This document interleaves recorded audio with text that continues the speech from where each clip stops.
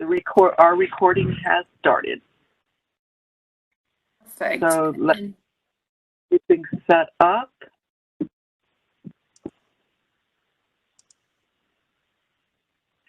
Welcome, everybody.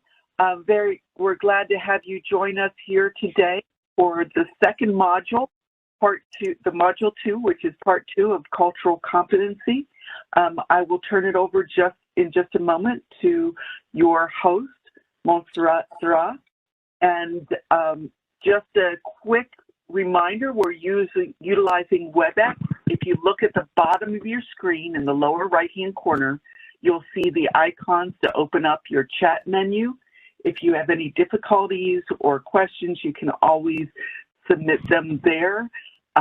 Additionally to that, you will notice the mute button is in the lower right-hand corner. At this time, all attendees who come in are muted. If you would like to ask a question, we ask you to put it in writing in the chat box. That way we can have a record of your questions and they might be useful for a future FAQ. Additionally, there may be a question and answer session later on, provided that there is time. When at the end of the event, you'll just exit by clicking X at the bottom. Today's session is being recorded for administrative purposes. And now I'm going to turn it over to our host, Montserrat. Thanks, Beth. Yeah, if you don't mind going back to the first slide, I believe you might be at a different slide. No problem. Good point. Like, give me just a moment here to get it up. Oh my goodness, we're way out of line. Sorry about that. I will make sure to fix that and make sure that's upright correct when we roll. I could have just stopped and did it over. Probably would have been quicker. No problem. Backward slash. There we go. Yeah, that's it. Welcome, everybody. Thanks for joining us today. We are at the Dimas Civil Rights Training curriculum session. This is going to be module 2. And it looks like a lot of folks are coming in. While we wait for the rest of the people to join, let's do a quick icebreaker, and then we'll start with some presentations. So if you can put on your chat, on the chat window, this is just for fun, if you can let us know how many times have you been to Dimas since March 18, 2020. If you all recall, that was the date that we all were sent home to telework due to COVID. So I'll be interested in knowing 2 years later, how many people has been at the building. Let's see what the chat says. Let me open, here. All right, well, we have, so we have some people, Beth said 6 times, Jesus has been there twice, and Adam is the winner. He's been there 12 times. Interesting. Yeah, I have been just only once since we closed shop for teleworking. So great. Thank you all for your feedback. And let's move on to the next slide. We're going to do some quick presentations. So before we go through the presenters, let me say thank you to the technical staff that is here helping us today. We have a couple members from the talent development team. We have Beth. Today, Valerie is not joining, but on the real session, perhaps she will. And we also have Jesus Perez. He is our Spanish translator, and they are gonna help us out with the technical stuff running the show. Thank you very much for helping us out. On the presenter side, we have Adam. I'll let him introduce himself in a few minutes. And we have myself, Montserrat. I'll just start with a quick presentation, quick introduction about myself. So I am the Civil Rights Coordinator for Dimas, and I am part of the Appeals Division. I report directly to John Stanwicks, who is the Appeals Director.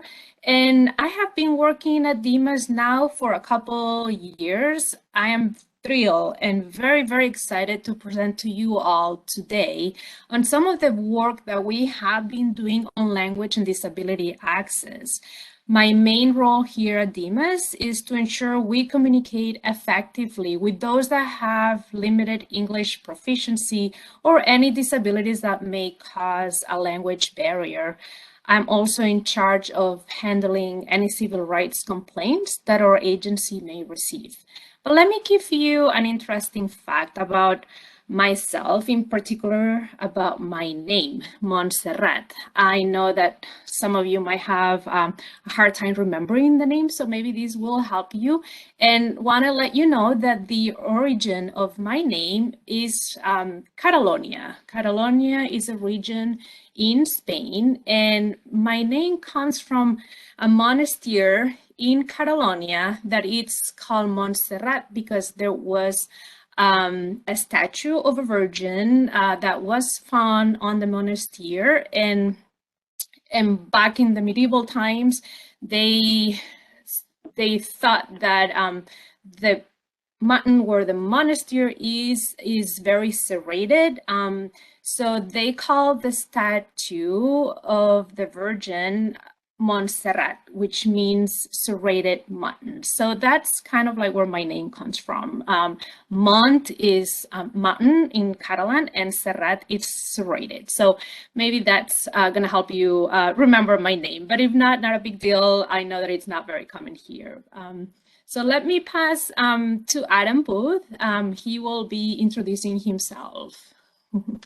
Thank you, Montserrat. That's very interesting. I did not know that about your name, but that will definitely help me remember. Not that I ever forgot, but it will also provide a little bit of background. That's very cool. Good afternoon, good morning, everyone. My name is Adam Booth. I am in the Member and Efficiencies and Innovation team that is in the Chief of Staff office. I report directly to Chief of Staff Ivory Banks, and I've been in here at DMAS for a few years now. I recognize a number of y'all on the call, but some of y'all are new, so it's nice to meet everyone, and to others, it's good seeing y'all again. I don't have a cool story about my name, you know, it's just kind of run-of-the-mill biblical name, but again, my name's Adam. It's nice to meet everyone. Great, thank you. Thank you, Adam. So yeah, let's move on, Beth, to the housekeeping items very quickly. We'll just want to let you know that we have remote closed captioning available for the event. This is the link, and if Jesus can help us out, copy and paste the link to the chat in case someone wants to follow the presentation through live transcript. I also wanted to let you know that we will be sending a copy of the PowerPoint presentation later after completion of the event, and that throughout the presentation you will notice that there is this information button. It's a link that it's going to take you to additional information if needed. During the presentation you will not have access to those links, but we will have the access and demonstrate, and also Jesus will assist us pasting those links in case you want to access through during the presentation. Also, as Beth mentioned before, if you have any questions, if you can please enter them in the Q&A window of your WebEx application. That way, we will collect all the answers, all the questions. We will address them at the end of the presentation. So if you have any questions while we are presenting, please feel free to enter them in the Q&A window, and we will address them later.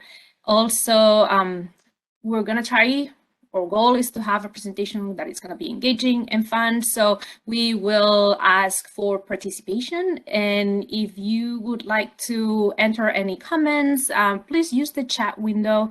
You can send your comments, as you can see, to the host, or you can send it to the entire audience, however you prefer. But yeah, if we have, just for participation, we will ask you here and then to enter your answers through the chat window. And I also, lastly, wanted to let you know that we're going to have a 10-minute break at the end of the part 1 of the presentation.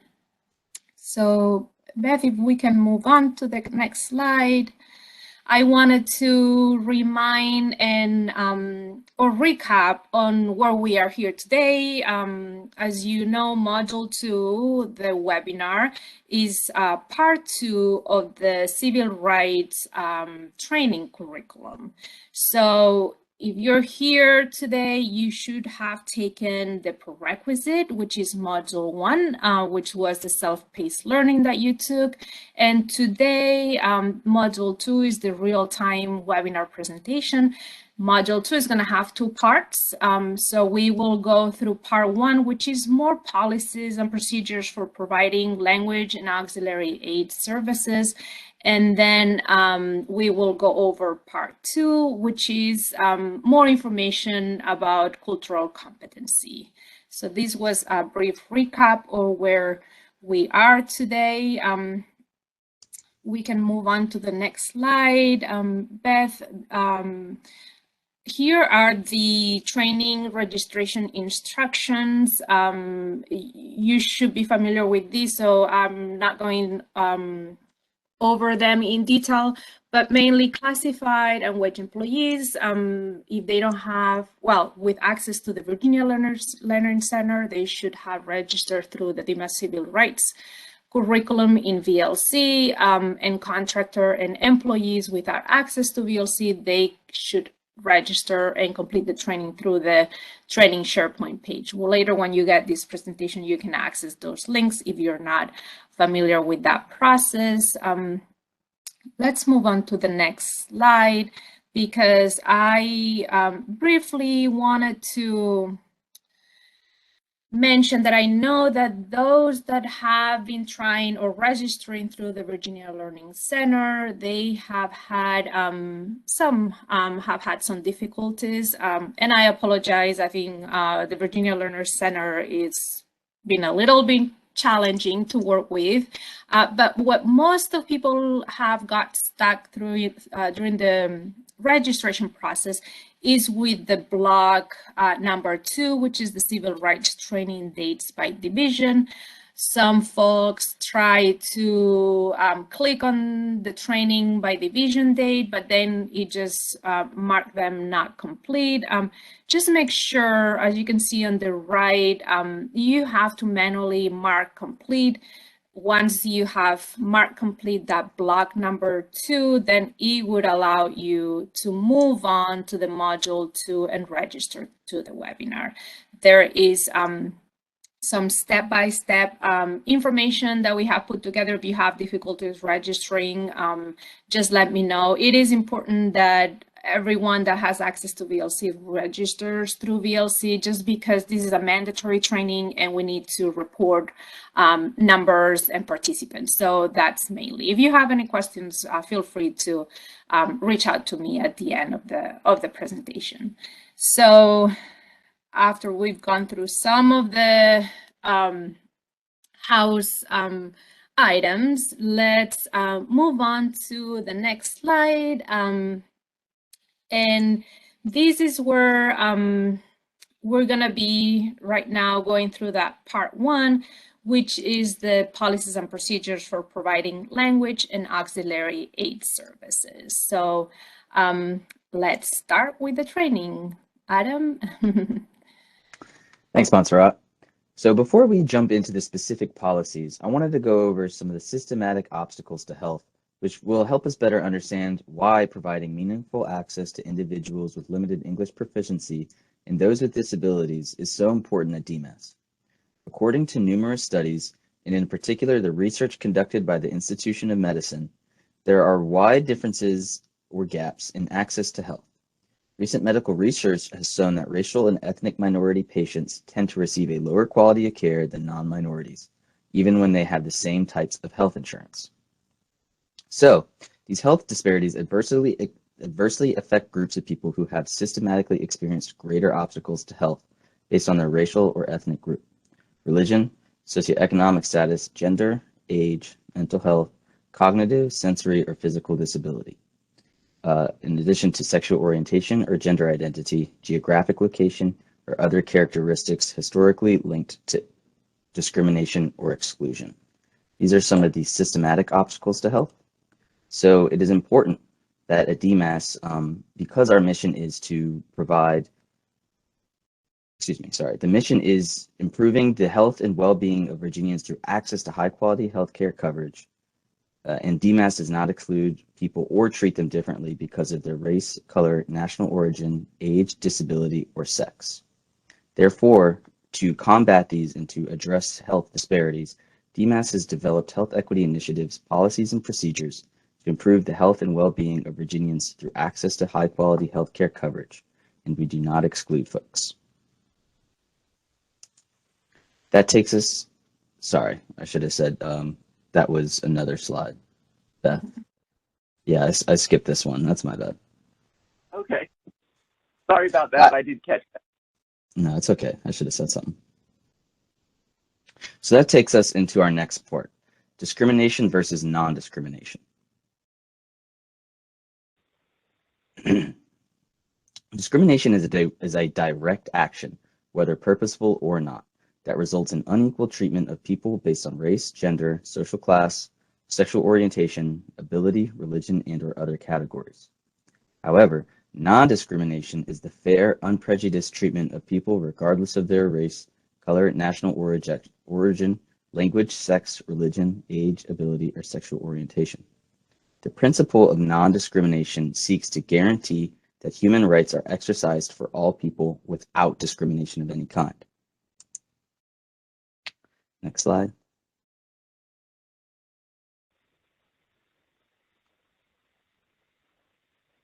Federal law prohibits discrimination based on a person's national origin, race, color, religion, disability, sex, and familial status. Each law shown here protects one or more of these 7 protected classes, which I have already named. The 5 federal laws shown are the primary laws that impact our Medicaid community. As you can see, each one has a specific purpose and directly impacts how services and resources are created and put into policy and practice. So as you can see in these 5 different circles, these are the specific laws that protect, federal laws that protect our Medicaid members and provide them access to services. Next.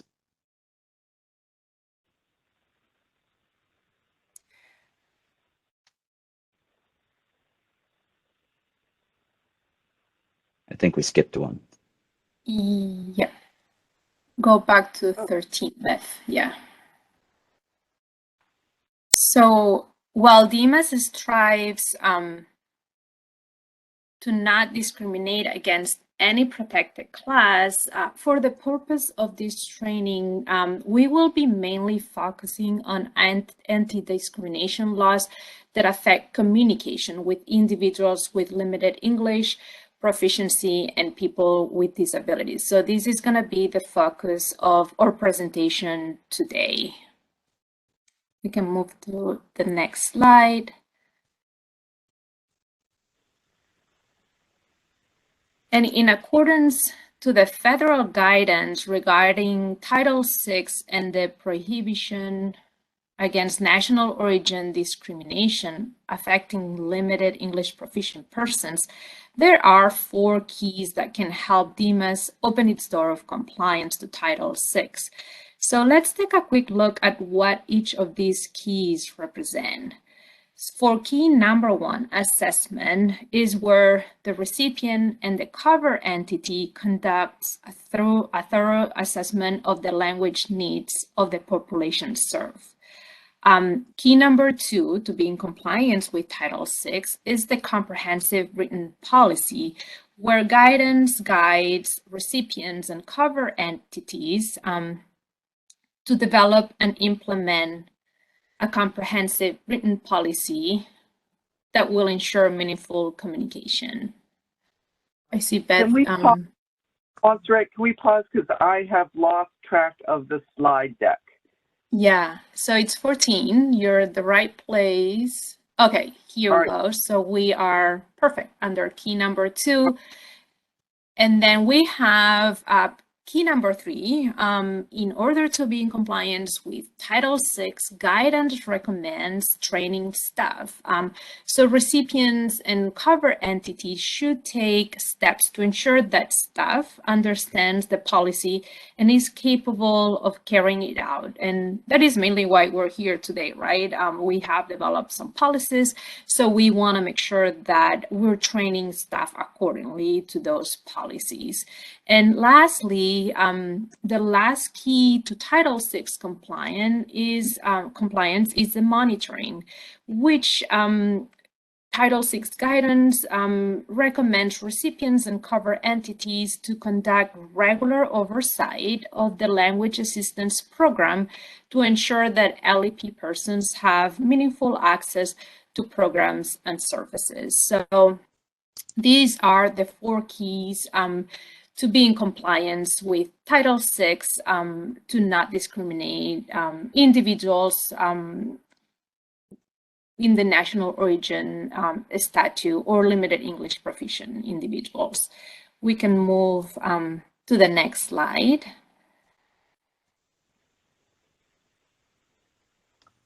So I'm not sure how familiar you are with the DMAS 2021 Language and Disability Access Plan, but that is the part of the policy that Dimas has written.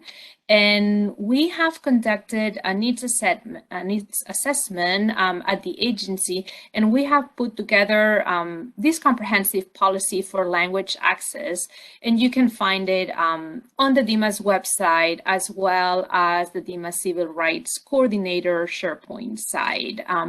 There are links right here to the Language and Disability Access Plan. And let me demonstrate where you can find the Language and Disability Access Plan, which is pretty much our DMAS policy for language and disability access. So if Beth, you can click on the first link, and Jesus is copying that link in the chat in case you would like to access that Language and Disability Access Plan online and bookmark it for future reference. But let's. Okay. Can we pause here for a moment?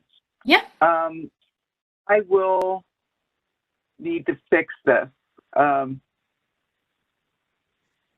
When I set it up with instead of sharing a screen, I set it up for the platform, and so it wasn't showing the pop-up. So I just need to remember to share it with the screen. Yeah. And that way the pop-up will share. Yes. So while Beth, yeah, go ahead. Perfect. Here we go. Great. Now it's set up so every time we click on something, it'll pop up on the correct. Perfect. So is this the link that takes you from this is where you landed from the PowerPoint presentation link? Let me close it and start it again and make sure that I did. So I'm here, we're here. I am clicking on the 2021 Language and Disability Action. Yeah. So let's see where that takes you, and I can demonstrate or point. All right, so in this, you're familiar with the tabs on the top. So under the About Us, Beth, if you wanna go through the About Us tab. This is an easy way to find the plan. So you can click on the 2021, and then here we go. You have the English version of the plan and the Spanish version. So if you would like to check it out later on, I would recommend you click on the link that Jesus has added in the chat, and you can bookmark this page for just to reference it at a later time. So this is the policies and procedures that we have put together at Dimas for language and disability access. And we're going to mainly discuss these policies and procedures today in a summary form. The other link, if Beth, you want to go back to the presentation. So the second link is the Civil Rights Coordinator SharePoint site, and that. Did you say something, Adam? Oh. So this is a great place to, if you want to bookmark it. There's a lot of good information in this SharePoint page. We will go over some of the main points that you might be interested in checking out while you're doing your work here at Dimas. But yeah, the Civil Rights Coordinator SharePoint page, as you can see, it has the policies and procedures links, and it has a training page where you can find recommended trainings as well as these registration to this training. We also have some data reports, as you can see on the left menu of the SharePoint page, and some interesting documents that you might be interested in checking out at a later time. So just wanted to give you a quick introduction of this tool that you have available if you're interested in learning more about language and disability access. But let's go back to the presentation, and this is now where we're going to start discussing the meat of the policies and procedures for language and disability access. Today, we will briefly discuss telephonic interpretation. We will also go over on tips for working with interpreters. We will discuss translations and how to request translations. We will talk about qualified Spanish bilingual staff, how to request auxiliary aids and alternative formats. We will talk about card services for webinars that are available to Dimas staff for their presentations. We will talk about notice requirements. And lastly, we will go over Medicaid discrimination complaints and what you should be doing if you receive a Medicaid discrimination complaint. All right. So let's take a quick break. Let's do this. Let's take a poll. You will be seeing on your window a poll popping up with this question about how familiar are you with the Dimas policies and procedures for providing language access and auxiliary aid services. I'm just, we're curious here just to know today how our audience feels.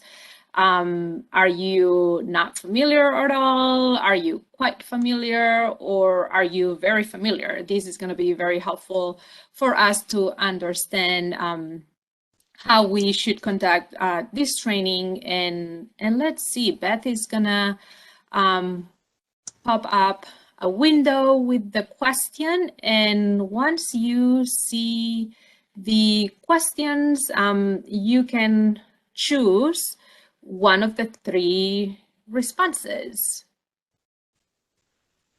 Here we go. Perfect.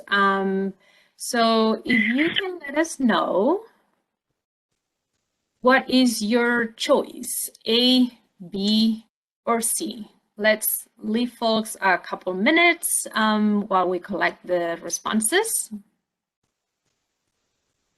And then I'll tell folks just to double check that they click submit after they select an option. Yes, perfect. Yeah, to record. All right, so it looks like we have a good amount of people who responded, and we have a tide with not familiar at all, quite familiar, and with no answer. All right, so this is an interesting poll results, and what I can see is that we don't have anybody here very familiar. So this is great because this is why we are here for, just to be experts, right, on language and disability access. So awesome. Let's move on with the presentation, and let's go to slide number 19. And let's talk about the difference between translation and interpretation services. You may recall from Module 1 that both terms are closely linked, and I have discovered that sometimes we use the wrong term when we are referencing to written translation or when we are referencing to interpretation that it's conducted verbally. Sorry, I might have given you an answer, but let me see if you want to put on the chat if you know what is the main difference between these two terms, translation and interpretation. Let's give a minute to see what the audience and the group thinks that is the main difference. All right, so we have some answers. And yes, it looks like a lot of people got these correct. Let's move on to slide 20, where we will see the response that should be the correct one. So yes, translation involves written materials between more than one language, whereas interpretation involves spoken content between multiple languages. So what I've noticed is that sometimes it is helpful just to not confuse the terminology, that when you say translation, that perhaps you can add the term written translation. So that's going to help you. Because there is not such a thing as a verbal translation. If it's verbal translation, it should be verbal interpretation, because translation is only for written material, interpretation is for spoken. So sometimes I get emails saying, Montserrat, what can I do if I need to communicate with a customer over the phone? Can you offer translation services? Then here's where I get confused, because if it's over the phone, that means it's verbal. So it should be interpretation services. Again, translation services is only for written documents. All right, so now that we have this terminology clarified, let's move on to telephonic interpretation. And this is a service that is available to all Dimas employees. I believe not everyone knows about it, but this service can be used 24/7 at any time. So if you get a call from someone who is limited English proficient, and if you need to call someone who is limited English proficient, you can use this service. The first thing that you will need to determine is the language that the caller speaks. To do that, you may find that information on the case record. As you can, if you recall, we have several systems like the VACMS or the AIMS appeals portal that they record the language preference for members. So that's where you can find the language on that particular case. If not, if you cannot determine that way the language, what you can do is perhaps if you have someone on the line, you're finding out that they don't speak English well, you can say language, or you can say, do you speak Spanish, French, Arabic, Chinese? This would help you, or would help the other person on the line to perhaps say the language that they speak. Once you have identified that language, then you can say very slowly, for example, one moment, calling an interpreter, and that is where you can then reach out to Lionbridge, which is our vendor that provides the phone interpreting services. And you can initiate a three-way call. If you have a person on the other line, you put them on hold, and then you open a separate line to call Lionbridge. You call Lionbridge by dialing this number, the 800-444-6627. And then you will be prompted to enter your division's PIN number.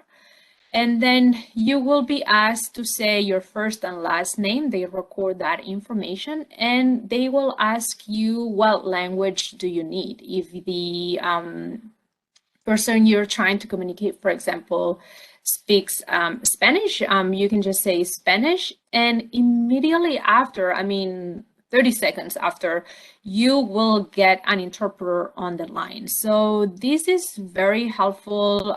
This service is readily available for any time that you have someone that speaks or there is English is very limited. I'm mentioning here that you need to enter your division's PIN number. So let's go to the next slide, Beth, where we can see all the division PIN numbers. If you don't see your division here, please let me know at the end of the presentation. Send me an email and let me know if you don't see your division. But here are the PIN numbers that you will be required to enter when you use the service. And this is mainly for tracking purposes. I get reports every month on the usage. So for us, it's very interesting to learn where our language interpreting services are being used the most. Right now, the winner is the appeals division. They use phone interpreting services a lot for the appeals, determinations. So yes, another common user is the receptionist at Dimas, who uses on a daily basis this service. So it's very helpful to collect that information for us. If you need to use or need to know your PIN number, we have here a link to the Language and Disability Access Quick Reference Guide. And I'm gonna ask Beth if she can go back to slide 22 and demonstrate by clicking on the link where you can find the PIN number information. And Jesus can also paste that information, that link into the chat. And we will see, perfect, it's loading right there. So this is what Beth is loading right here is the quick reference guide. It's just a 3-page guide. I would recommend you bookmark this page or you download this document, but it's gonna give you the same information we went through right now for phone interpreting services. And most importantly, on page 2, if we go back to the guide, that's so we can demonstrate folks where the PIN number information, because I'm sure you're not going to remember that number, although it's another option if you want to remember or note your PIN number. But if there's page 1, okay, page 2, it's going to be on page 3 where we have the list of the PIN numbers. It's very sensitive. You have to be careful. It's very sensitive and will disappear on us. All right. Yeah, this is where you can find your particular division PIN number. So this is a good guide for you to keep on your desktop or keep it bookmarked on your browser, because it can come very handy if you need to communicate with someone that speaks another language. All right, so let's move on. Let's go to slide number 23. And I have a question for the audience right here. So when do I really need to use phone interpreting services? What do you think? If you want to type your answer in the chat window and let us know, when do you think we should be using phone interpreting services? Let's give a couple minutes for the audience to enter a response.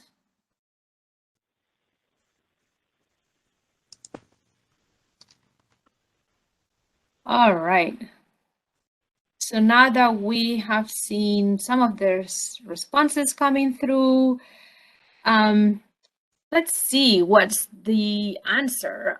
So yeah, pretty much any time that you need to communicate with someone with limited English proficiency, that is when you should be using interpreting services.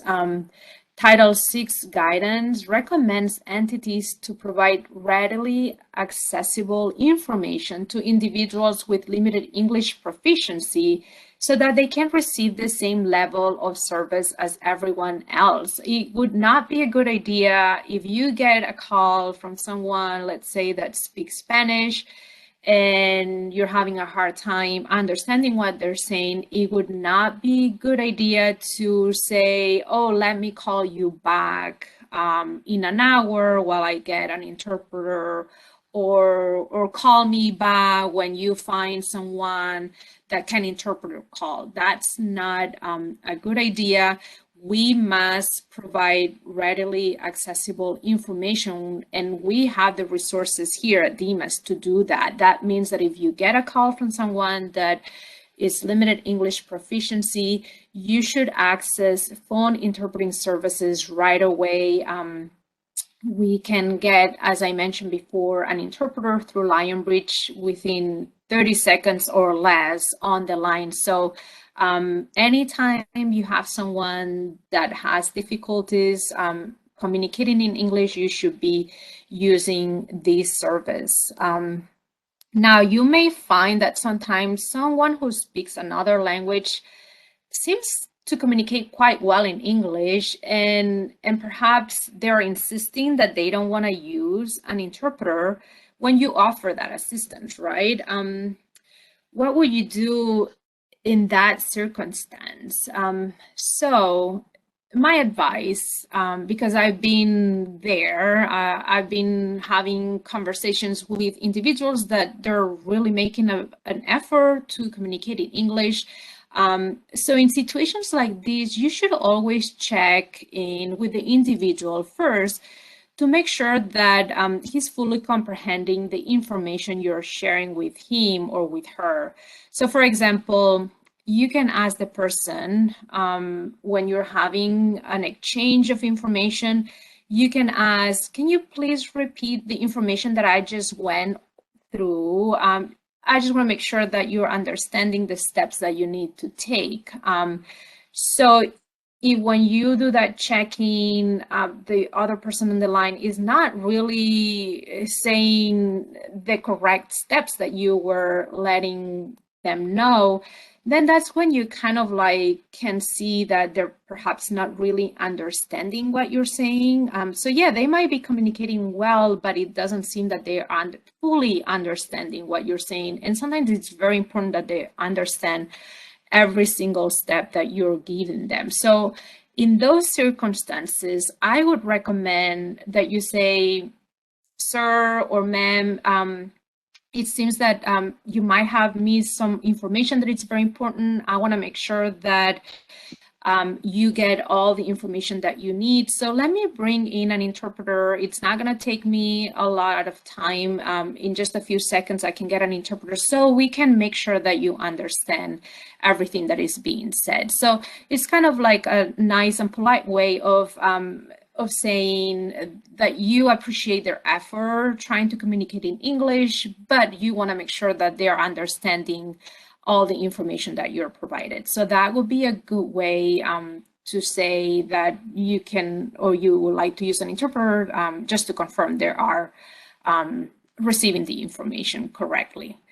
So yeah, we can move on, and we're gonna go over now to slide 24 and discuss some tips when working with interpreters. So we have decided that we need to use an interpreter, right, to assist with the call. Now, what happens? Let's go over through some tips on how to work with interpreters. And I am sure that perhaps not everyone is very familiar with using an interpreter. So first thing you will need to do when you bring an interpreter on the line is just provide them a brief introduction to the call's content. So if you have the interpreter, just let them know I have a customer, a client on the other line, or a Medicaid member, and it looks like they have certain questions for me. Could you please help me interpret? And that's all. You just give them a quick overview of what's going to happen. Make sure that, you know, there's no background noise, and very important, just make sure you speak at a moderate rate, and that you instruct your parties to speak one at a time. What happens is that the interpreter is going to be interpreting everything that is being said. So you want to make sure that you give them enough time to assimilate the information so that they can interpret for the customer. So make sure you speak at a moderate rate. Don't speak too fast so they can capture all the information. And another tip is that you should be speaking directly to the customer. This is sometimes something that it's very difficult for people to do, me included. When I worked for DSS, the Department of Social Services in Chesterfield, and I will get a lot of limited English proficient individuals calling. And when I use phone interpreting services, at first it was, let me tell you, a little bit challenging to get adjusted. But once you do it, you can get very familiar. Basically, when you have somebody on the line and you have an interpreter that it's helping you interpret the conversation, you should be asking the member the same questions that you will be asking someone that speaks English, right? So, for example, someone is calling you, they want to find out about their appeals case. Well, first thing, you have the interpreter on the line, you ask, Señor Jesus, or Mr. Jesus, how can I help you? Instead, a lot of people, what they do is to say, interpreter, can you please ask the person on the other line, why are they calling us?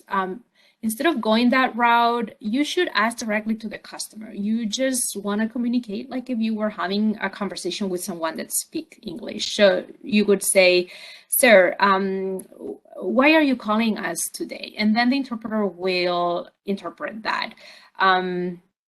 I wanted to let you know that any conversation you're having through an interpreter in Lionbridge, please be aware that they have signed a confidentiality agreement. So that information will be remain confidential, and it's not going to be shared with any other parties. So this is something very important, and you can let the person on the other line know that any information that it's being shared through the interpreter, it's going to remain confidential. So that gives them a peace of mind. As Beth demonstrated before, we're not going to go through the link here, but this is on this slide. You can find again, the Language and Disability Access quick reference guide that has these tips of working with an interpreter. So feel free to access the guide or bookmark it. So in case you need to access these tips, but let's move on to the next slide. And I want to find out, let's ask the audience this question. How was your experience working with an interpreter? Have you worked with an interpreter in the past? So type your answer in the chat, and let's see who in the audience has worked with an interpreter, and if they have any tips that they would like to share or any input that they would like to share with us today. Let's give the audience a couple minutes.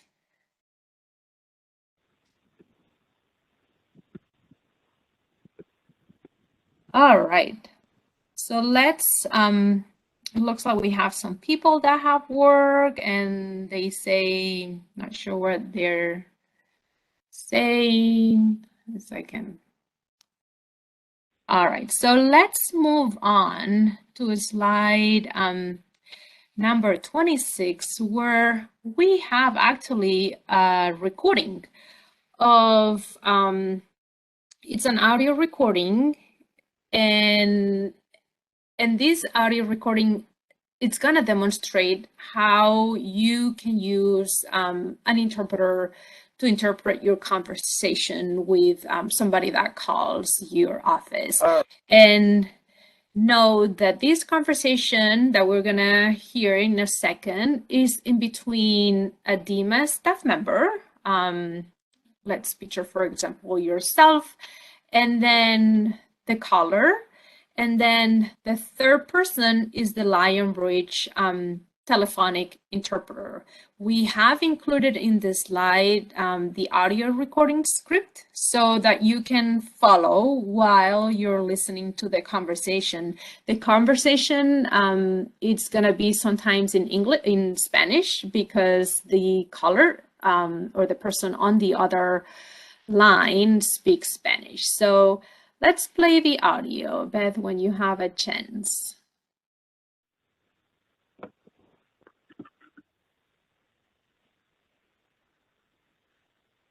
I have everything hooked up, but it won't play. You won't play? Let me make sure there's not a pop-up or something hiding that I don't see.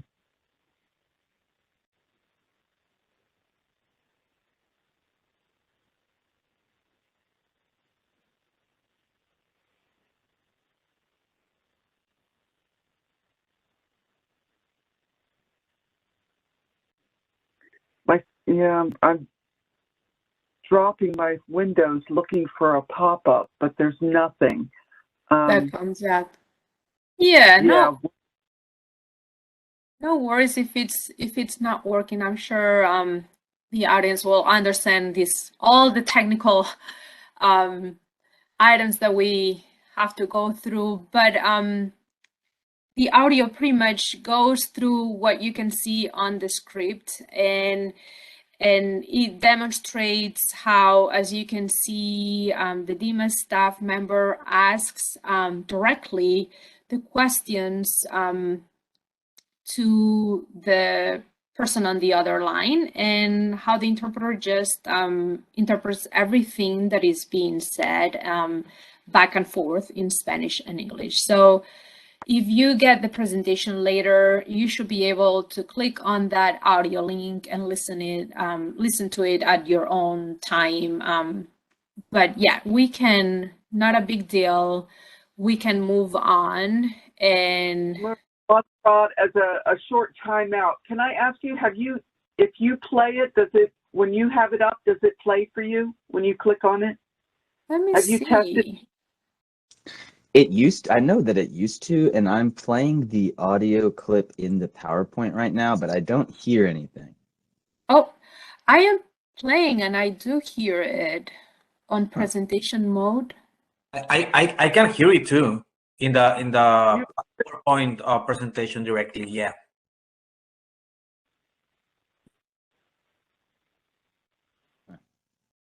Yeah, you can do some more testing, Beth, Yeah, later. let me see if I can get it to work.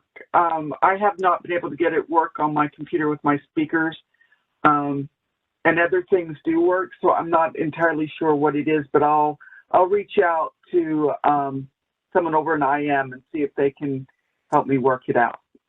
Yeah.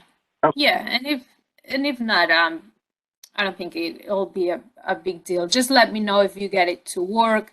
And if not, I can present the slide, letting them know that they can listen to the audio recording at a later time. So not a big deal. All right, so let's move on to our next procedure, which is translation services. So in order to know when to translate language or when to translate a communication, we should perform a four-factor analysis to determine if the content translation is needed. And second, if it is needed, in what languages we should translate the content. We will go over on our next slide on what is the four-factor analysis, and we will provide you with some examples. So that is something we will explain more in detail, but pretty much policy says that we must make vital written materials available into the most frequently languages spoken among Virginia Medicaid LEPs community. And with vital documents, we understand that it is website content, for example, or provider directories, enrollee handbooks, appeal and grievance notices, and denial and termination notices. Those are some of the vital documents that we should make them available in the most frequently languages spoken among Virginia Medicaid. And if you need to translate or have content translated, please email your translation request to the Civil Rights Coordinator email account. And again, this information can be accessed through the quick reference guide that we demonstrated before. So let's go over the next slide and explain a little bit what this four-factor analysis is. And Title VI offers recipients of federal financial assistance some guidance, right, on when it should be reasonable, and here's the key word, reasonable, to translate program information content, because it might not be realistic that we translate all communications in all languages. Title VI guidance states that in order to determine what documents need to be translated and in which languages, we should take into consideration and balance out the following four factors that you have here on this slide. For example, the first factor to balance or to assess is the number or the proportion of LEP persons that the message is targeting. If its main audience is the general public, then it would be most recommended to translate the content, since the Virginia Medicaid has a large number of LEP individuals. Examples of Medicaid messages addressed to the public will be, for example, income guidelines or information included in notices of actions for members, or program brochures. Those are some of those examples.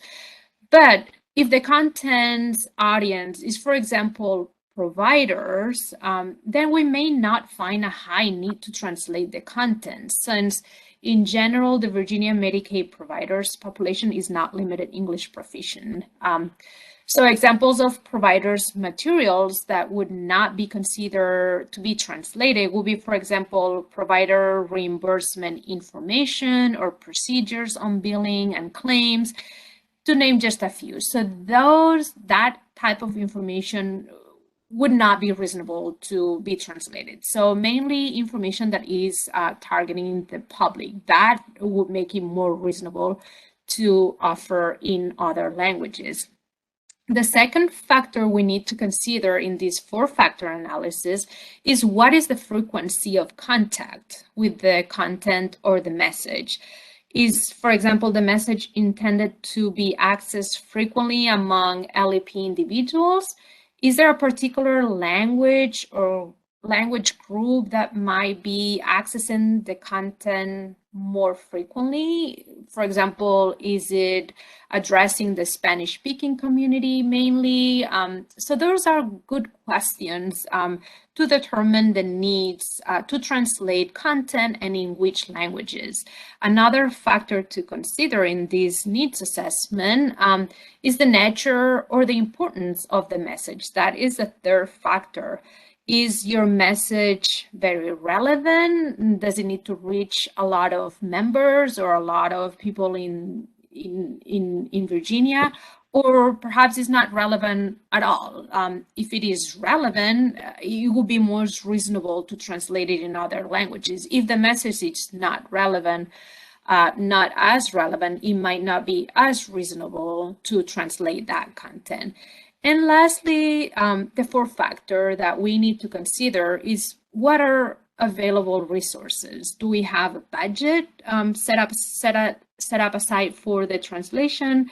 What is our timeline? Do we need to have this content out in the public in one day, or do we have 2 weeks? You need to take into consideration that translating content, depending on the language, might take, depending on how long your content is, it could take 1 week or it could take 4 weeks. If it's a manual, obviously it's going to take longer. If it's just a 1 page, it will be shorter. So those are the resources that we need to assess what we have, and that's going to help us determine the need to translate or not translate that content.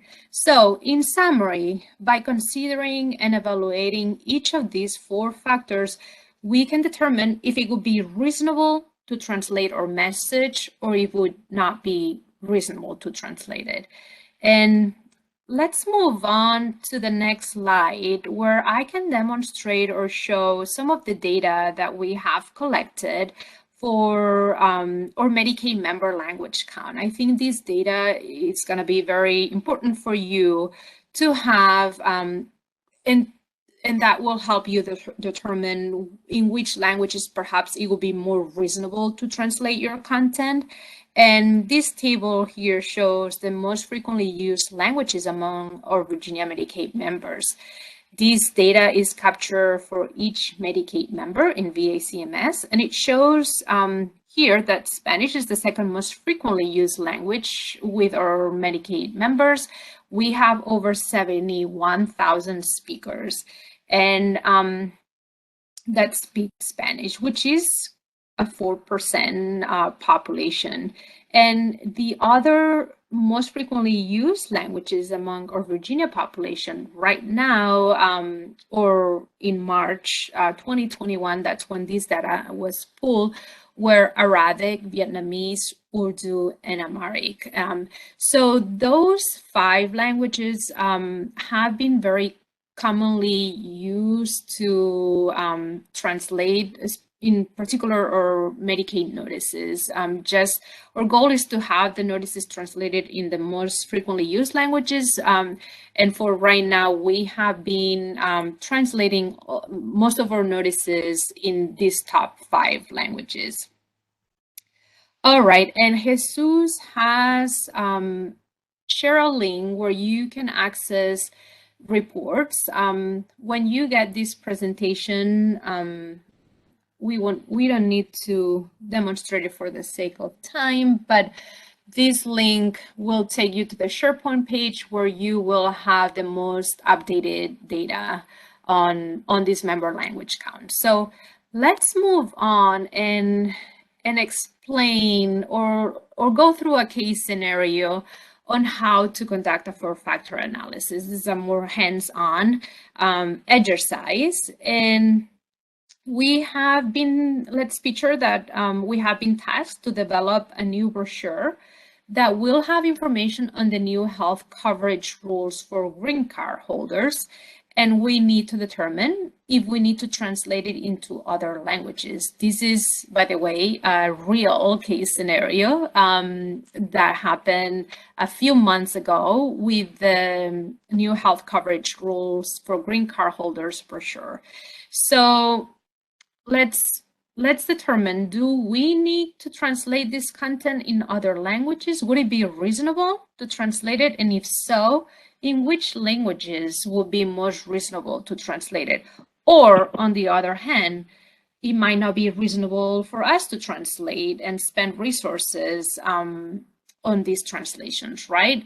So we have here kind of like a balance where we can use each factor, analyze each factor, and see if it's gonna balance more towards making more reasonable or make it less reasonable, right? So let's go to the next slide after, and we will go over each of these factors. And it looks like all these 4 factors are balancing towards being very reasonable to translate. But let's start with factor number 1. For example, proportion of LEP population. Is the proportion of the LEP audience for this brochure high or low? Is this content targeting LEP population? What do you think?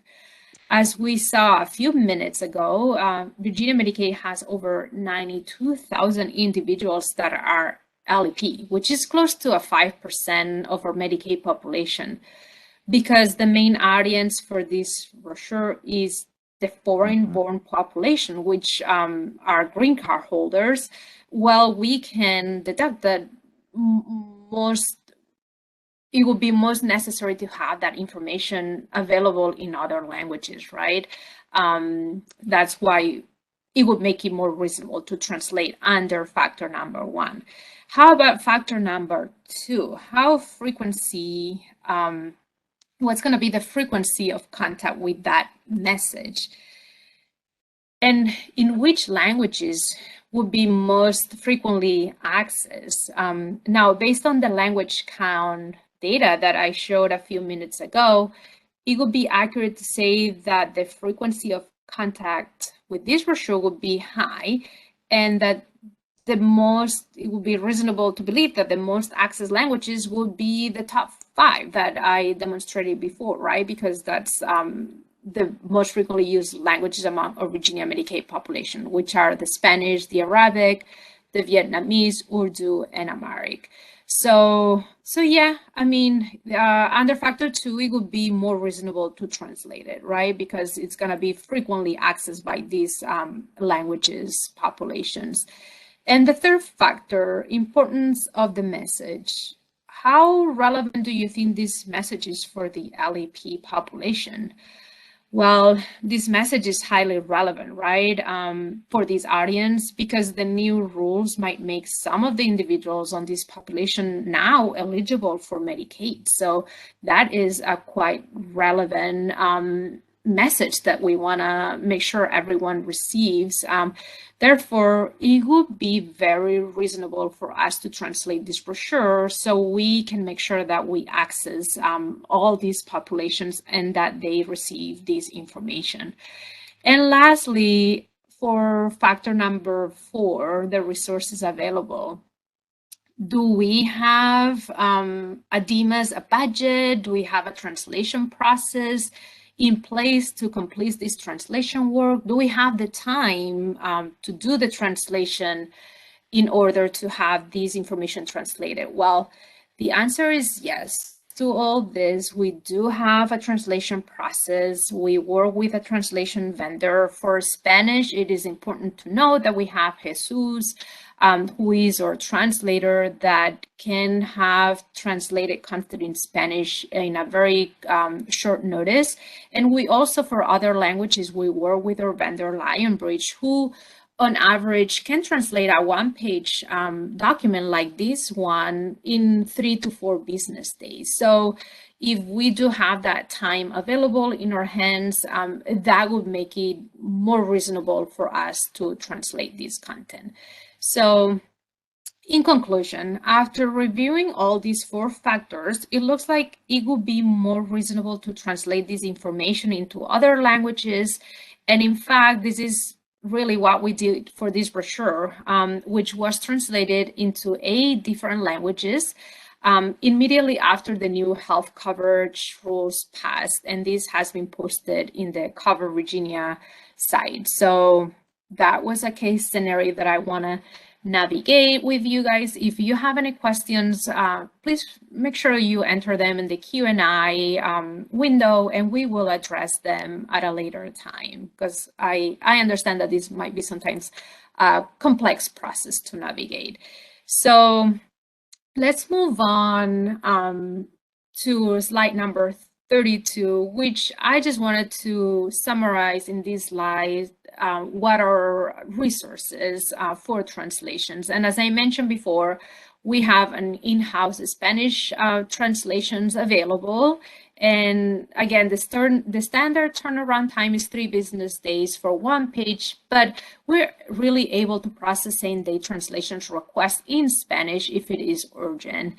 And interesting fact is that our Spanish translator here at Dimas completes on average 20 Spanish translations requests per month for us here at Dimas. And for other languages, as mentioned before, we outsource those to our Lionbridge vendor. They process them on, again, similar timeline, which is 3 business days on average for 1 page. And they actually, another interesting fact, they have or they complete on average around 7 translations requests per month that we send them. So this is interesting facts, and we do have, this is to demonstrate that we do have the resources. If you need a translation, please send me an email or send it to the Civil Rights Coordinator email account, and we will have that going for you. Next slide, please. And in the same theme for translations, I just wanted to let you know that the Dimas website, which has vital content for our members and for the public, it is available in 13 languages. I'm not sure if you have noticed that at the bottom right side of the Dimas website, there is a language translation tool, and it automatically translates the content on our website on 13 different languages. Those are the 13 most frequently used languages in Virginia. This tool is not 100% accurate, but it does a very good job. It has been reviewed, and this translation solution allows us to tweak any translations if we need. For example, for Spanish, since we have Jesus helping out with translations, he assesses the automated translation content, and if anything needs to be changed and updated, he does change it. But I wanted to make sure that you are aware that PDFs are not automatically translated with this tool. And here at Dimas, we like to use PDFs a lot, and we like to post PDFs a lot in our website.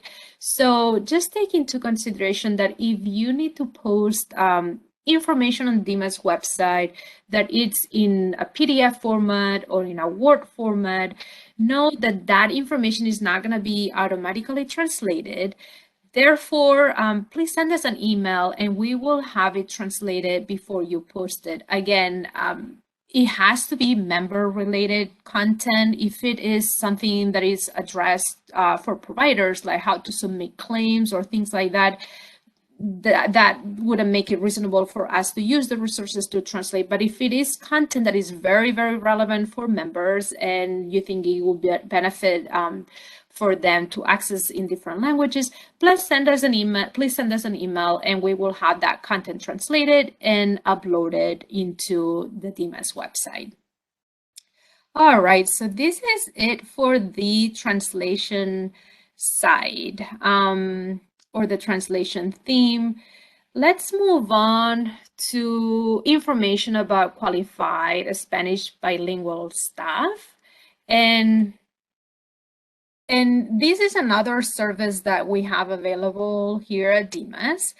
And basically, what qualified bilingual staff can help the agency is that they can communicate directly with members.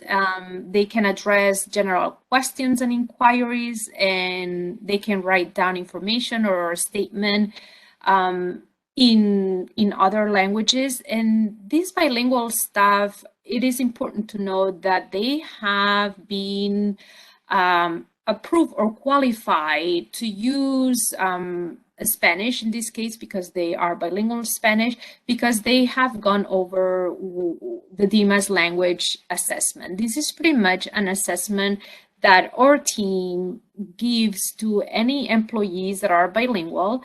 And it is just to make sure that they are qualified to use the language, right? So in the regular duties at Dimas, if they communicate with Spanish speakers on a daily basis, it is important for us that we can have it as tracked as a qualified person. So there is an assessment that individuals who are bilingual take through us. If you know, or if you are someone that uses another language or that uses Spanish mainly when communicating with individuals, please let us know if you haven't gone through the language assessment. It is a very basic assessment that just verifies that you are qualified to use Spanish and that you can communicate effectively with members. So this is something that I wanted to bring up. Again, we can use phone interpreting services, but individuals that are bilingual and communicate on a daily basis with Spanish-speaking individuals, if they have passed the language assessment, it is okay for them to use their skills, and we are thankful that they can use their skills to communicate directly with our members. So let's move on to auxiliary aids. And as you may recall from Module 1, individuals with disabilities might use auxiliary aids to be able to communicate effectively. Some of the examples of auxiliary aids that we reviewed on that prerequisite are screen readers, for example, or computer-aided real-time transcription, which is referred as CART or RCC. That's how we also call it. Other auxiliary aids are braille materials or large print materials and video interpreting services, because not everyone who is deaf or hard of hearing, for example, or not everyone that is blind or visually impaired uses the same auxiliary aids. You may want to particularly reach out to the member and find out what is their preferred method of communication. So if you happen to communicate with someone that has disabilities when communicating, just ask them what is their preferred method. Do they use screen readers? Do they need to access content in braille, or would it be helpful for them to access content in large print, right? Just find out what's the preferred method of communication, and then we will serve them that preferred method of communication. So it's important that you track and that you record that particular request, and you submit an email to me or the civil rights coordinator if the member has requested a particular auxiliary aid. So let's move on to the next slide and just go over what really policy is for auxiliary aids and alternative formats, and that is that we have to make program information available in alternative formats if needed. Here is the email where you can send those requests, and you can attach the source of the document if applicable. So for example, if the notice is needed in large print, you can send me an email, attach that notice, and we will have it in large print. You can make sure you indicate what is the preferred alternative format. And just to let you know, the average turnaround time to have that completed will be 5 business days. We have here a link, and Beth, if you want to demonstrate this link, and I can show folks where they can go on the Sharepoint page to access this information.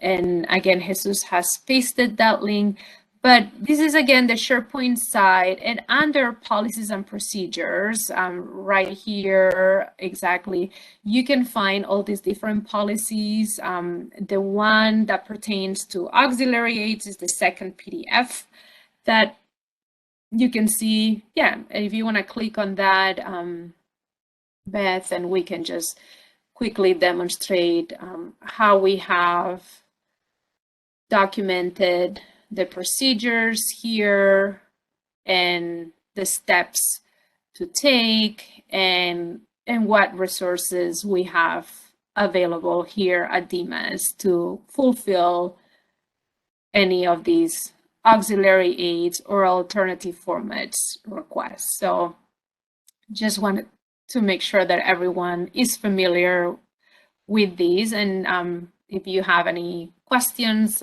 feel free to enter them on the chat or the Q&A, or just send me an email at a later time. Perfect. Yeah, thank you, Beth, for demonstrating. So we can go back to the presentation, and I have a question for the audience one more time, and that is, when do you think you need to provide auxiliary aids? We see here the response, which is fine, which is pretty much any time that you need to communicate with someone that requires a reasonable alternative accommodation, right? So let's explain why and what are the policies or regulations behind that. So on slide 38, if you want to move on to next slide, Beth, we have that the Americans with Disability Act, or the ADA, requires the provision of any auxiliary aid unless it would result in an undue burden. And Section 508 of the Rehabilitation Act requires electronic and information technology to be accessible to people with disabilities, including employees and members of the public. So when choosing an aid or a service, Title II entities are required to give primary, and this is very important, primary consideration to the choice of aid or the service requested by the person who has a communication disability.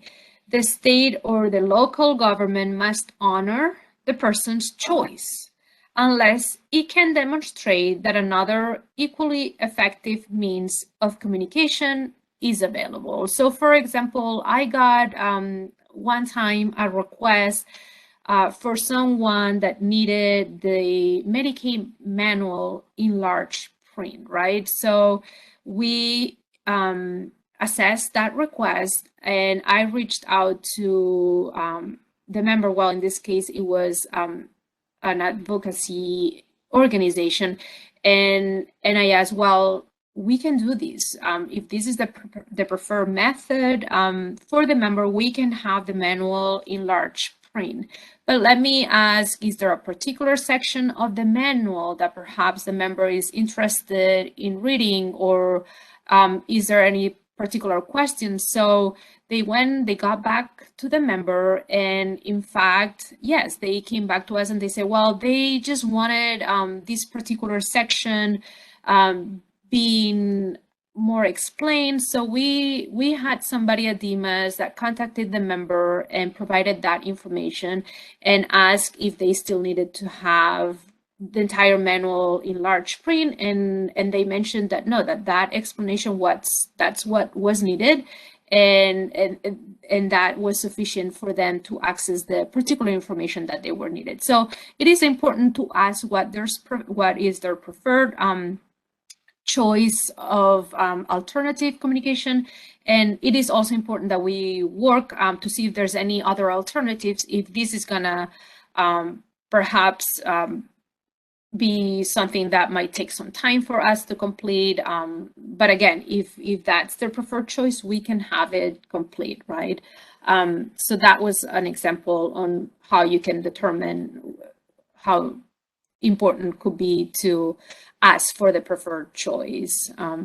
So let's move on to cart services. This is another policy. Well, it's more a procedure that we have in place here at Dimas. And Beth, if you wanna, when you have time, move to slide number 39, perfect.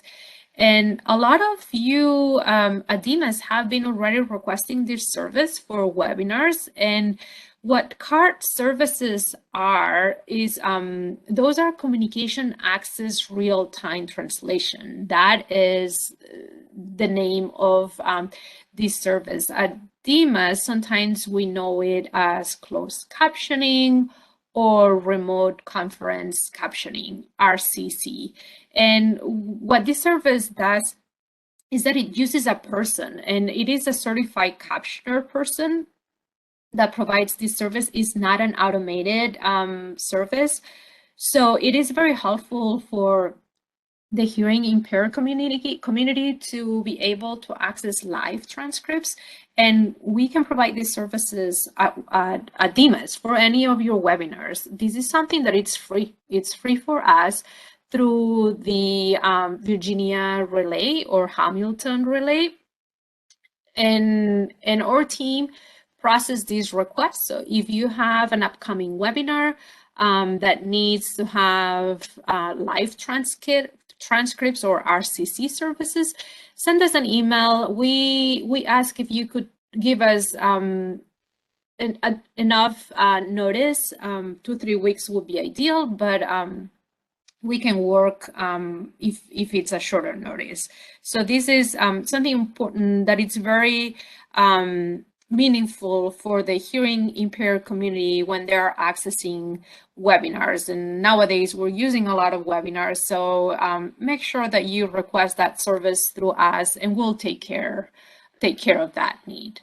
And let's move on. We just have a couple more procedures, and then we will be ready for the break and for Adam's presentation. But for example, for notice requirements, I just wanted to emphasize that the language and format that we should be using for Virginia Medicaid notices would be language and format that is easily understood. And we also, or regulations actually require that we use a font size not smaller than 12 point, and that we use accessibility friendlier fonts. Those are usually sans serif fonts such as Arial, and those are fonts that are easier for certain people that have visual impairment. They are easier for them to read. So we recommend using Arial font or any other sans serif font. And also for notice requirement, it is required from federal regulations that the information, we have to make it available in alternative formats and alternative languages, as we have discussed before. There is also in notice requirements a civil rights supplement that we are including in all our notices, where there is the non-discrimination rights page, pretty much where we let people know where they need to reach out if they want to place a civil rights complaint or if they feel their civil rights have been violated. And we also include in all of our notices language taglines that inform individuals where to call if they need to have their content in another language, or where do they need to reach out if they need their content or they need to access through any auxiliary aid services. And on the next slide, let me show you a sample of the notices that we use here at Dimas. These on the left side, you can see the non-discrimination rights page that we include in all of our notices with instructions on language services and auxiliary aid services that we offer, and where individuals can place civil rights complaint. And then on the right side, you can see the language taglines that we include in all of our notices, and those are translated in the 15 most frequently used languages in Virginia. If you need any of this information at a later time, please feel free to reach out to me. If Beth, do you want to demonstrate by clicking the link on this slide, the notice sample? And we will pull a notice for you to see how it all brings together. So as you can see, this is one of our regular member notices.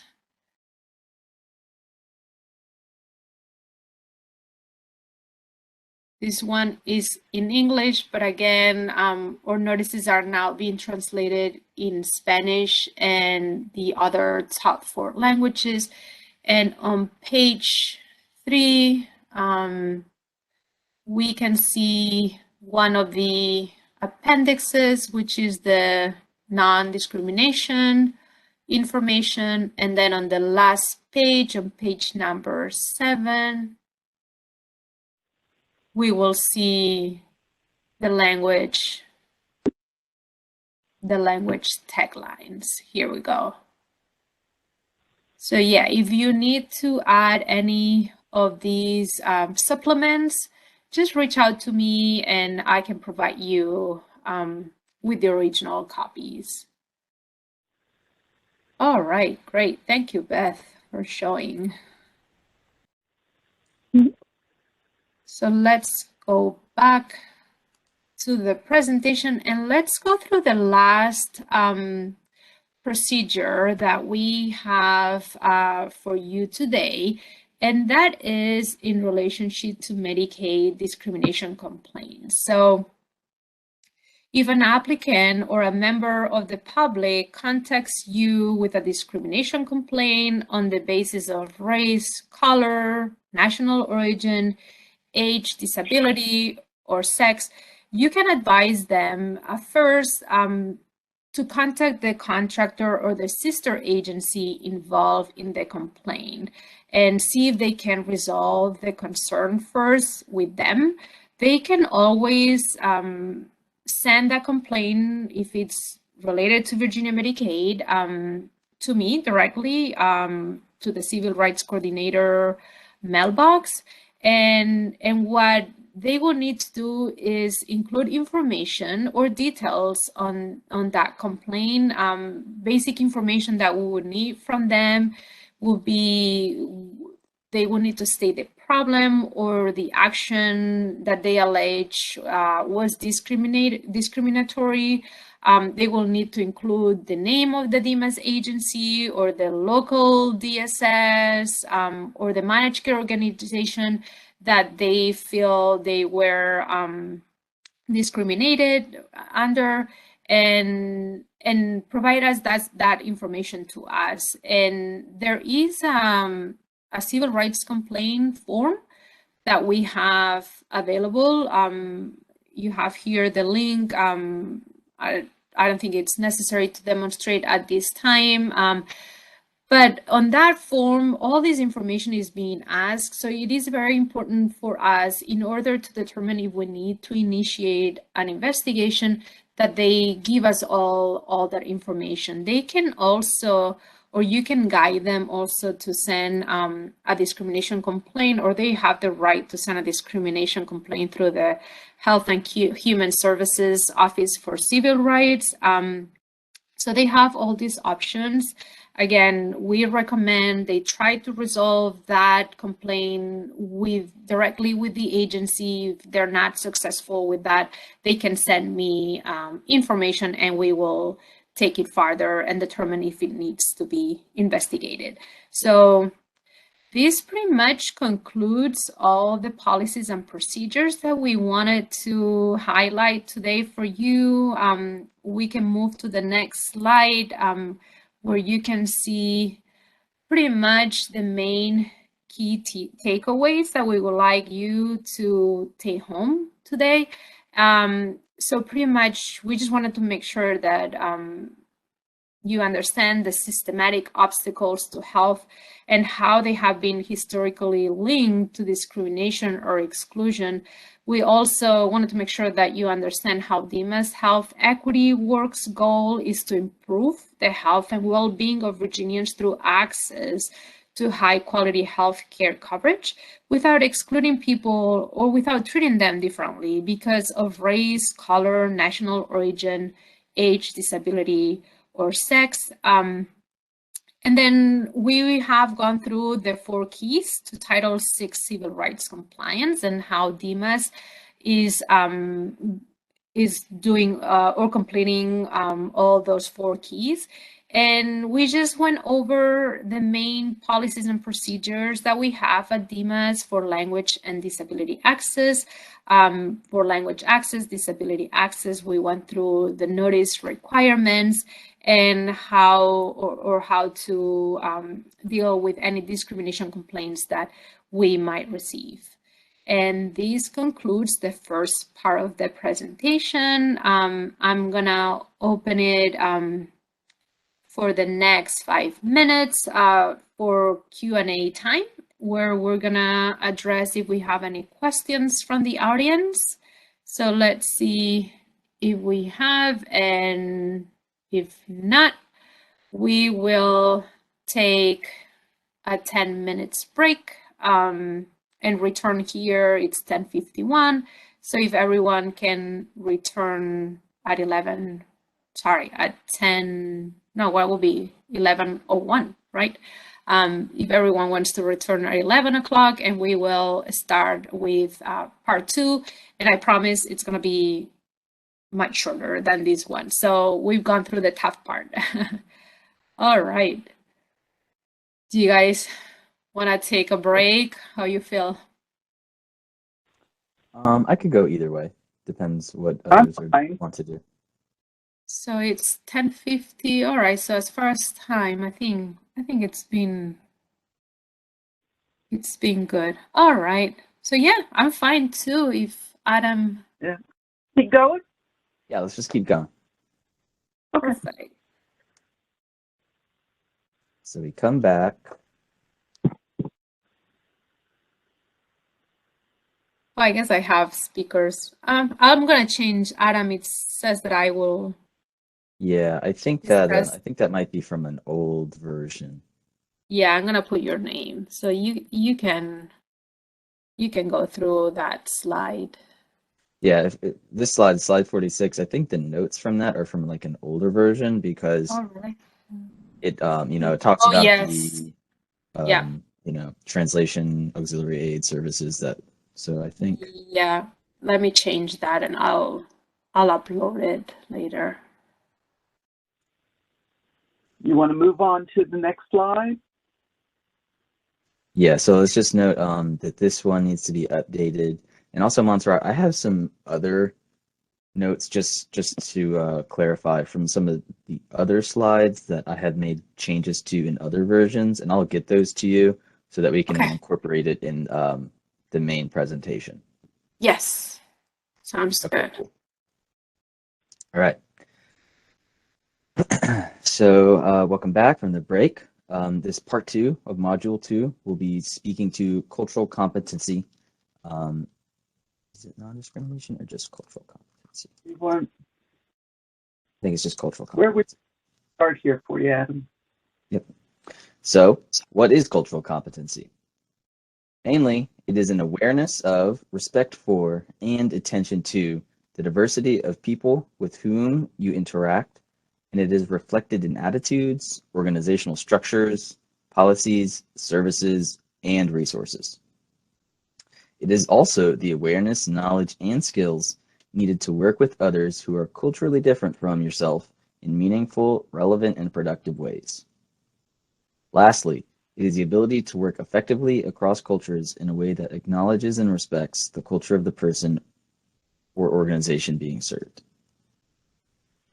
Cultural competency in healthcare is the ability of providers and organizations to effectively deliver healthcare services and/or resources that meet the social, cultural, and linguistic needs of the people receiving care. It is the cornerstone of providing superior care for people of all cultures because it is rooted in mutual respect, validation, and openness towards someone with different social and cultural perceptions and expectations than our own. For the individuals that work in health information or healthcare, these elements influence beliefs and belief systems surrounding health, healing, wellness, illness, disease, and delivery of health services. The overall concept of cultural competency, also known as cultural respect, has a positive effect on delivery of care by enabling providers and organizations to deliver services and resources that are respectful of and responsive to the health beliefs, practices, and cultural and linguistic needs of diverse individuals. As DMAS employees continue to meet the needs and expectations of an increasingly cultural and ethnically varied population, a better understanding of cultural differences in their relationship to the hallmarks of quality service, which are respect, inclusivity, and sensitivity, become essential. Serving diverse populations, after all, is not a one-size-fits-all process. Diversity includes all differences, not just those that indicate racial or ethnic distinctions. So to recap, cultural competency is the practice and application of awareness, respect, and attention to those you are working with. Moving on, we will now speak to culture and ethnicity. Understanding a culture and ethnicity matter because they show how and why we have differing systems of belief in health and illness, which impacts how we seek healthcare and how we respond to recommendations for lifestyle changes. Healthcare interventions and treatment adherence.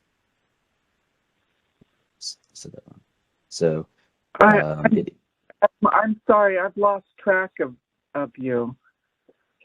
We're on slide 48.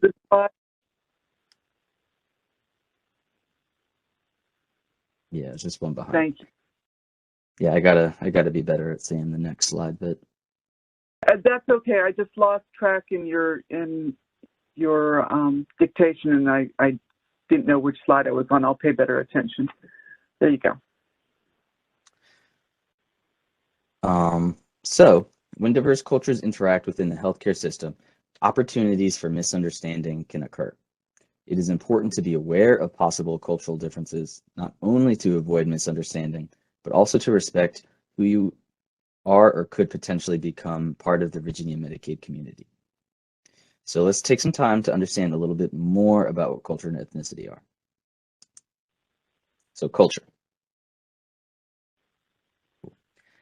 Culture is often described as a combination of a body of knowledge, a body of belief, and a body of behavior. And it is something we are taught by other humans. It involves several elements such as language, symbols, norms, values and beliefs, religion, artifacts, and even institutions. Language is a primary element of culture because through it, culture is transmitted. Khalid Hosseini, African-American novelist and physician, once said, "If culture was a house, then language was the key to the front door, to all the rooms inside." Language is one of the most important parts of any culture. It is a way by which people communicate with one another, build relationships, and create a sense of community. There are roughly 6,500 spoken languages in the world today, and each is unique and beautiful in a number of ways. According to VDH, there are nearly 500,000 Virginians whose primary language is different than that of English. And as of March 2021, for DMAS's language count, there were over 92,000 Medicaid members whose primary language is other than English. In addition to being a primary element of culture, language can also be an indicator of differences in beliefs and perspectives. While it's important to calculate the number of beliefs and perspectives based on the individual's primary language, it does help us to get a glimpse and understanding of the diverse population that makes up our Medicaid community. This is essential to understand because it impacts how we assist our members by way of services, resources, policies, and practices.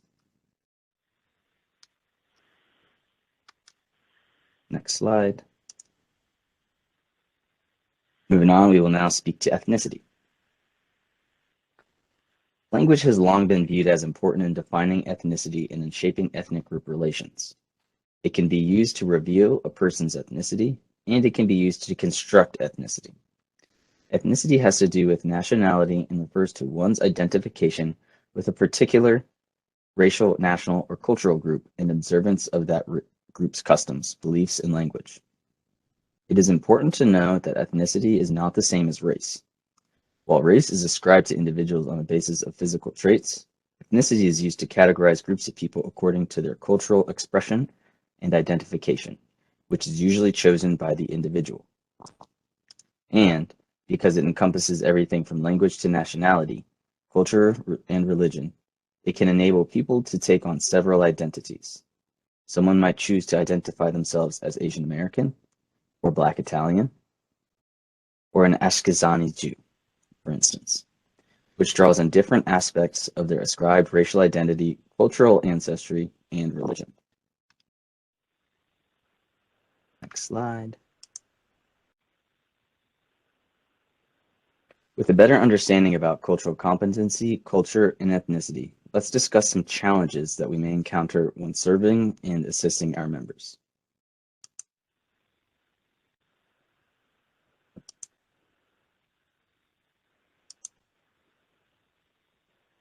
Yeah, slide 52. Okay. So in our interactions with Medicaid community members, we may face cultural challenges. The idea of cultural challenges means that although some concepts and ideas are easily interpreted amongst individuals within the same cultural group, they may not be understood at all or in the same expected ways within other cultures. Native English speakers that are providing language access services should be aware of their own cultural context and the impact they may have on the interactions with others, especially those who are not native English speakers. Examples of concepts that might be confusing to a limited English proficient person includes references to media figures like The Simpsons or The Lone Ranger, brand names such as Xerox or Kleenex, using American holidays such as Thanksgiving or Memorial Days as time markers rather than using actual dates, or using idiomatic expressions that are based in American culture like touchdown or rounding third or boots on the ground. Using such unique cultural language creates and/or contributes to confusion, which directly impacts the services rendered to members of our Medicaid community. Next slide.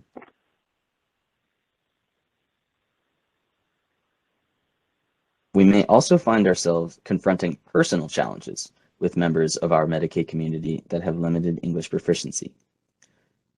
It's natural to experience difficulty when attempting to explain complex processes and/or procedures, stress due to having to spend additional time helping those with limited English proficiency, and/or frustration when communicating for a number of different reasons. These experiences are not uncommon and can happen to anyone. Next slide. So that brings us to exercising cultural competency. We're going to discuss a few ways that we can exercise cultural competency when in our day-to-day interactions, and when we are met with a culture or a person challenging, and when we are met with a cultural or personal challenge regarding language. Styles of speech. So one primary way we can practice cultural competency when communicating with others is to understand styles of speech. Understanding styles of speech can help us avoid being unintentionally insulting or patronizing. Here are some tips that you can use to be cognizant of speech styles in our interactions with others. Accepting gaps between questions and answers. Impatient, it can be seen as impatient or a sign of disrespect to not allow for there to be some amount of gap or quietness during conversation. Listen and pay attention to the volume and speed of the member's speech as well as the content, and modify your own to more closely match that of the member to make him or her feel more comfortable speaking with you. So basically, match their tone. Rapid exchanges and even interruptions are a part of some conversation styles. Don't be offended if a member interrupts you. Stay aware of your own pattern of interruptions, especially if the member is older than you are. Search for nonverbal cues to determine how your voice is affecting the member. If you speak too fast, you may be seen as not interested in helping. If you speak too loud or too soft for the space involved, you may be perceived as domineering or lacking confidence. Expectations for the use of voice vary greatly between and within cultures, so it's important to pick up on the nonverbal cues that indicate ineffective communication. Lastly, eye contact. In America, making direct eye contact while communicating is an expected norm, and failure to do so is typically seen as a sign of dishonesty or disrespect. In many other countries, however, direct eye contact is considered rude or disrespectful. Because of this, we should be mindful to never force another person to make eye contact with us during interactions. If a member seems uncomfortable with direct eye contact, try sitting next to them rather than across from them.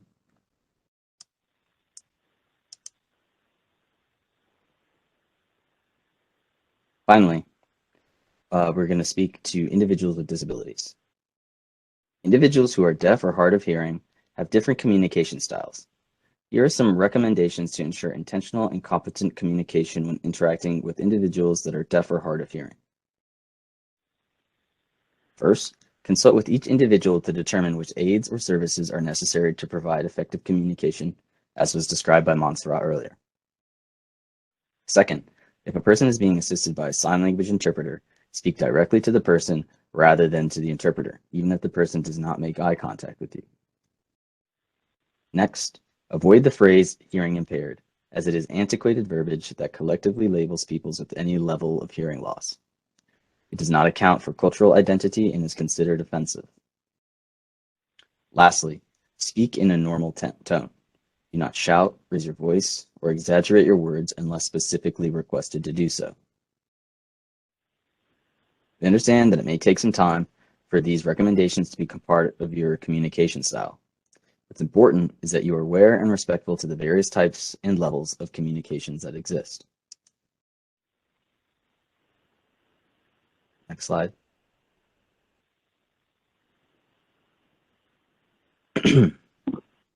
Our last recommendation is to ensure that we are exercising cultural competence in our communication through our body language.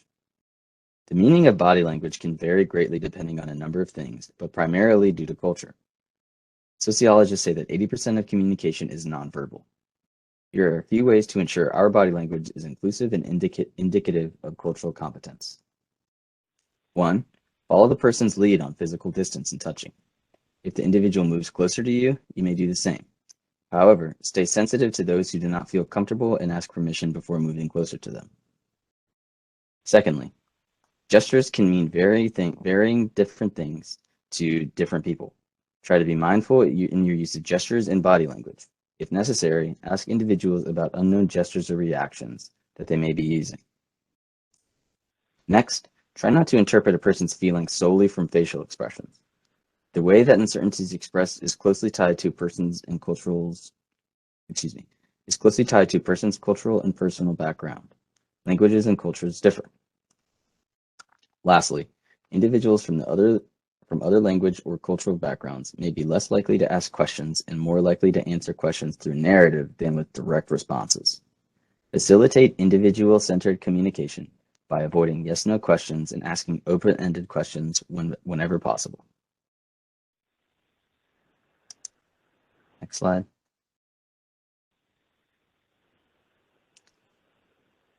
So to recap, we must all strive to be knowledgeable about cultural differences and their impact on health benefits, health beliefs, practices, and behaviors for those who are part of the Medicaid community, which includes members, clients, staff, and contractors.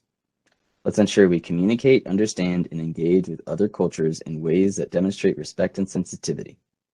Be respectful of and sensitive to cultural differences and language needs. We should work to be respectful, sensitive, and understanding, and non-judgmental when we assist individuals whose cultures are different from our own. Be flexible and skillful in responding and adapting to different cultural contexts and circumstances. Next slide. Again, we understand that it may take some time for these recommendations to become your normal part of your communication style. What's important is that you are aware and respectful to the various types and levels of communication that exist. As we come to a close, we must all be intentional to ensure that we treat all Medicaid community members in ways that are compatible and palatable with their cultural health beliefs and practices. By doing this, we exceed expectations and produce meaningful outcomes in the lives of all Medicaid community members. If you have any questions about the concepts discussed during this module, please feel free to contact myself and/or Montserrat. Thank you. Now we have time for more questions.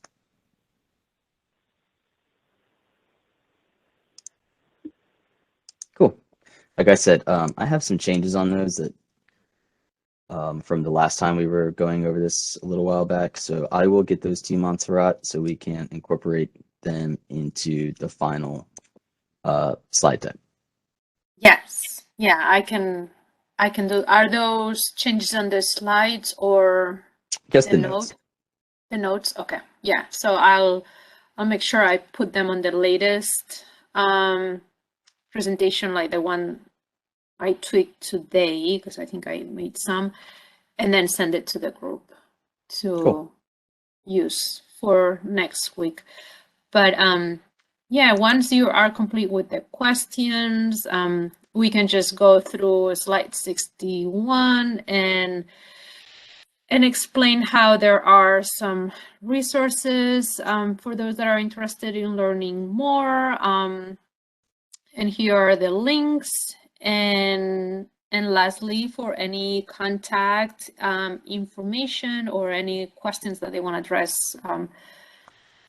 through one of us, here is our contact information with our email. So we welcome any questions, any comments, or any feedback. And we will explain that we will be submitting an email shortly with a copy of the PowerPoint presentation, and also with a survey to see how our presentation went today and get some feedback on that.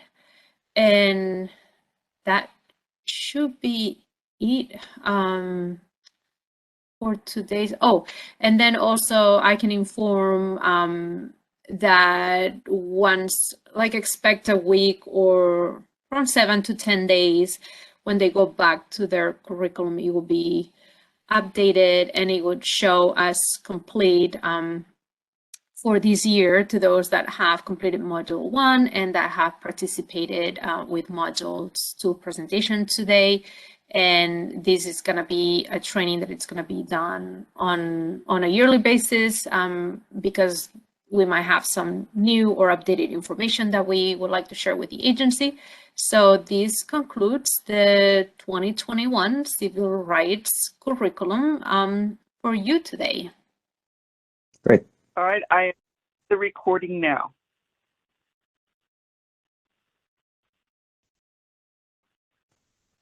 Okay. And then so it takes